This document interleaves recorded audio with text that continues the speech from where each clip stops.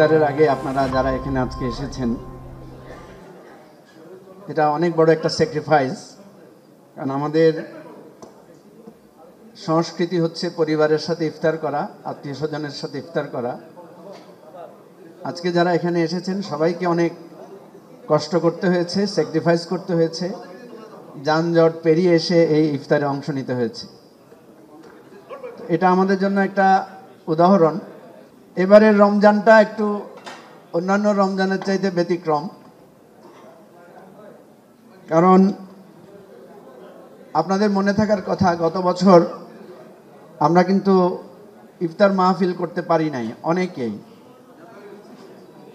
সরকারি দলের পক্ষ থেকে অর্থাৎ আওয়ামী লীগের পক্ষ থেকে ইফতার মাহফিল না করার একটা নির্দেশনা ছিল, যার কারণে আমরা যখন ইফতার মাহফিল করতে গিয়েছি তখন দেখলাম যে অনেক জায়গায় আমরা অনুমতি পাচ্ছি না।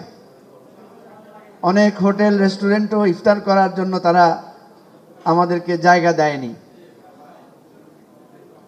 তো এবার আমি দেখলাম যে আমার মনে হয় ইতিহাসের রেকর্ড পরিমাণ ইফতার প্রোগ্রাম হচ্ছে এবং সবাই সবার ইফতারে যাচ্ছে, একটা সম্প্রীতির বন্ধন তৈরি হয়েছে।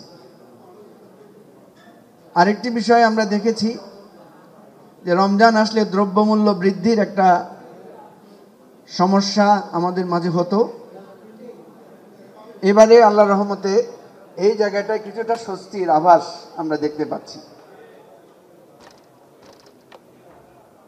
এর আগে রমজানে অনেকে আমাদেরকে বেগুনের বদলে কুমড়ো দিয়ে কুমড়ানি খাওয়ার, কাঁঠাল দিয়ে বার্গার বানানোর রেসিপি দিতেন। কাঁচামরিচের কেজি 400-600 টাকা পর্যন্ত হয়েছে। তো এই দুঃসহ স্মৃতিগুলো পেরিয়ে এসে এবার আমরা রমজানে আমরা দেখলাম যে দ্রব্যমূল্য নিয়ে মানুষের কষ্ট আছে, কিন্তু সেই ধরনের কৃত্রিম দ্রব্যমূল্য বৃদ্ধির যে একটা প্রকোপ সেটা নাই। আরও একটা জিনিস আপনারা দেখেছেন যে লোডশেডিং রমজানে আমাদেরকে খুব কষ্ট দিত। ইফতারের সময় কখনো কখনো সেহরি তারাবির সময় লোডশেডিং হয়েছে, মানুষের জনজীবনে বেদনা বেড়েছে। কিন্তু এবারে আমরা দেখলাম যে লোডশেডিংয়ের জায়গাতেও কিছুটা স্বস্তি আছে। শুধু একটা অস্বস্তি আমরা কোনোভাবেই কাটাতে পারিনি, সেটা হচ্ছে যানজট। পুলিশ এবং আর্মি যদি একটু সহযোগিতা করতো তাহলে হয়তো আরও আন্তরিকতা দেখাতো, তাহলে হয়তো যানজট থেকেও আমরা একটা মুক্তি পেতাম।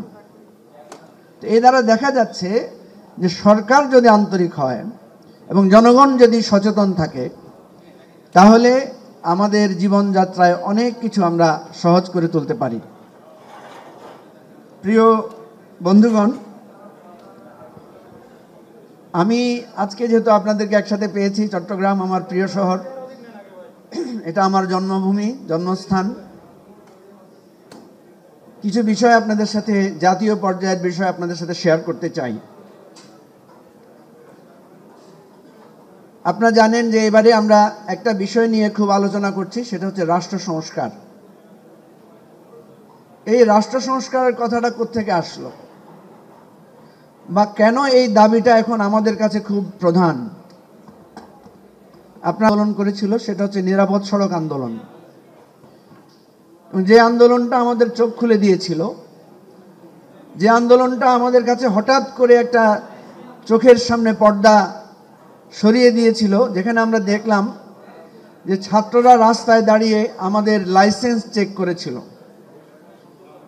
তখন আমরা দেখলাম যে লাইসেন্স শুধু ড্রাইভারের নাই তা না, আমাদের বিচারপতিদের গাড়ির লাইসেন্স নাই, আমাদের পুলিশের কর্তা ব্যক্তিদের লাইসেন্স নাই, আমাদের সরকারি কর্তাদের অনেকের লাইসেন্স নাই, ব্যবসায়ীদের, নানা ধরনের নানা পেশার সকলেরই দেখা গেল অনেকেরই লাইসেন্স নাই।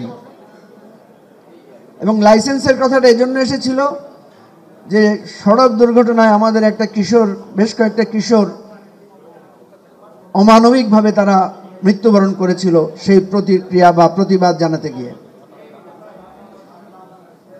আমরা সাধারণত সাধারণ মানুষের বৈধতা চেক করি, কিন্তু পুলিশের লাইসেন্স কখনো আমরা চেক করি না।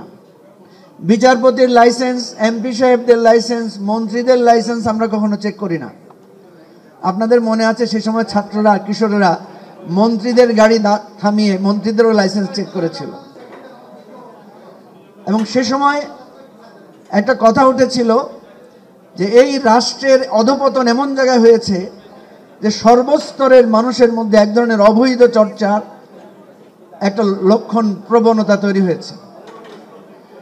সেই জন্য তখন ছাত্ররা আহ্বান করেছিল যে এই রাষ্ট্রের মেরামত দরকার, এই রাষ্ট্রকে আমূলভাবে পরিবর্তন করা দরকার, রাষ্ট্রের সংস্কারের প্রয়োজন।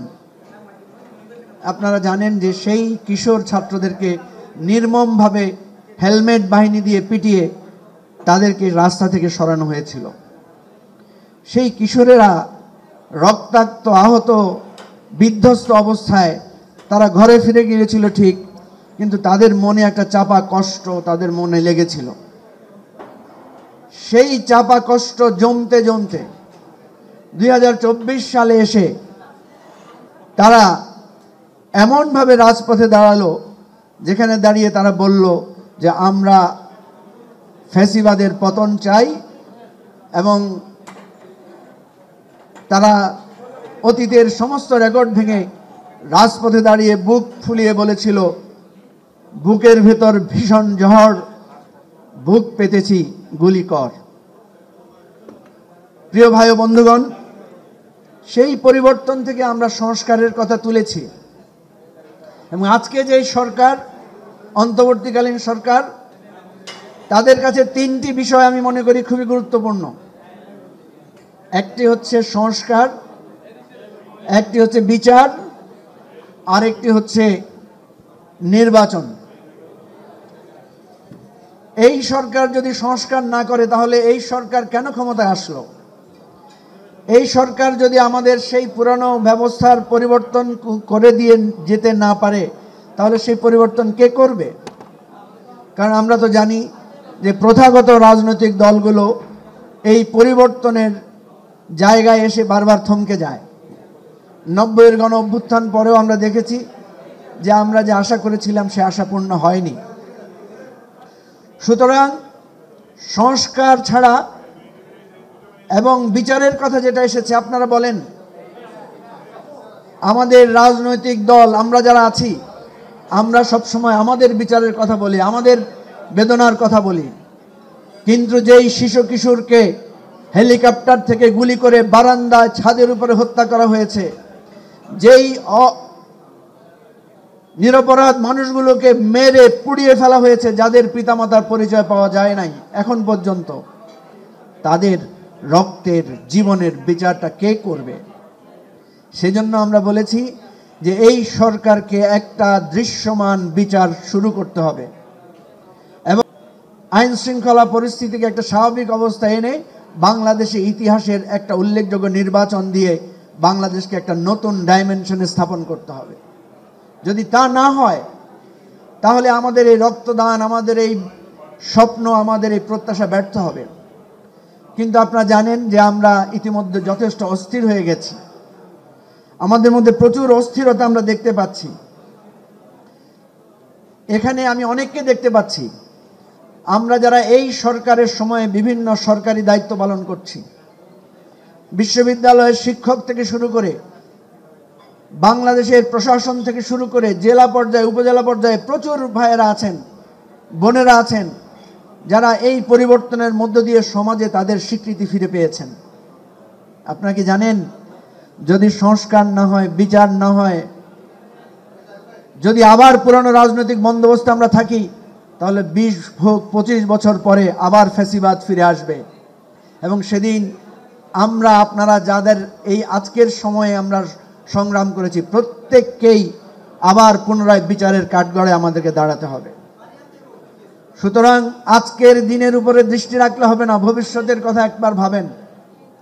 আমি এই সরকারের যত উপদেষ্টা, প্রধান উপদেষ্টা থেকে শুরু করে যত উপদেষ্টারা আছেন, যত সুবিধাভোগী পদধারী ব্যক্তিরা আছেন, তাদেরকে সতর্ক করে বলছি, যদি এই তিনটি কাজ আপনারা সুন্দরভাবে করতে না পারেন, ইতিহাস কাছে আপনারা ক্ষমা পাবেন না। 20 হোক, 25 হোক, 40 বছর পরে আবার ফ্যাসিবাদের উত্থান ঘটবে এবং আপনাদের আমাদের প্রত্যেককে সেদিন শাস্তি এবং বিচারের মুখোমুখি হতে হবে। সুতরাং চট্টলার সংগ্রামী জনতা, এখানকার সম্মানিত নাগরিকদের সামনে রেখে আমি বলতে চাই যে এই পবিত্র রমজান আমাদেরকে যেভাবে স্যাক্রিফাইস শিখিয়েছে, আমাদেরকে যেভাবে আমাদের সকলকে একসাথ করার অনুপ্রেরণা জুগিয়েছে, আমাদেরকে একটা টেকসই ঐক্য তৈরি করতে হবে এবং যেই টেকসই ঐক্য শুধু পার্লামেন্ট নির্বাচন না, আগামী 10 বছর বাংলাদেশকে একটা সঠিক অবস্থানে ফিরিয়ে নেওয়ার স্বপ্ন নিয়ে আমাদেরকে কাজ করতে হবে। যদি আমরা শুধু সামনের নির্বাচনের বিজয়টাকে বিজয় হিসাবে দেখি, তাহলে এর পরবর্তীতে একটা ভয়ানক বিষাদ আমাদের জন্য অপেক্ষা করবে। সেই বিষাদ থেকে আল্লাহ আমাদেরকে হেফাজত করুক। আমরা যাতে জাতীয় ঐক্যের মাধ্যমে পরস্পর একটা সুন্দর বাংলাদেশ উপহার পেতে পারি, সেটাই আমাদের প্রত্যাশা।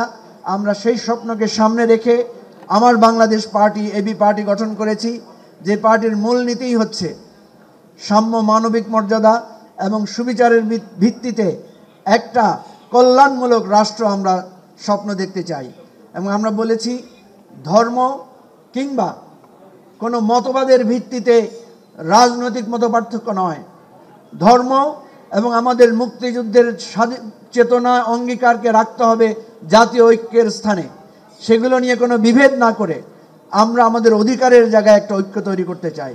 যেমনিভাবে শেখ হাসিনার ফ্যাসিবাদের বিরুদ্ধে আমরা ডান বাম, উত্তর দক্ষিণ, ইসলামী অন ইসলামী, প্রগতিশীল সবাই মিলে রাজপথে সংগ্রাম করেছিলাম, রক্ত দিয়েছিলাম, সেই ঐক্যের কথাই এবি পার্টি বলছে এবং সেই অধিকারের রাজনীতির ভিত্তিতে আমরা একটা কল্যাণমূলক রাষ্ট্র গড়ব। সেই দাওয়াত আপনাদেরকে দিলাম। এবি পার্টির দরজা আপনাদের সবার জন্য আমরা খোলা। আমাদেরকে আপনারা পরামর্শ দেবেন, আমাদেরকে উপদেশ দিবেন, আমাদেরকে সঠিক দিক নির্দেশনা দিবেন। ইনশাআল্লাহ আমরা যাতে নতুন রাজনৈতিক বন্দোবস্তের একটা সাফল্য অর্জন করতে পারি, সেই দোয়া আপনাদের কাছে রইল। আসসালামু আলাইকুম ওয়া রাহমাতুল্লাহি ওয়া বারাকাতুহু।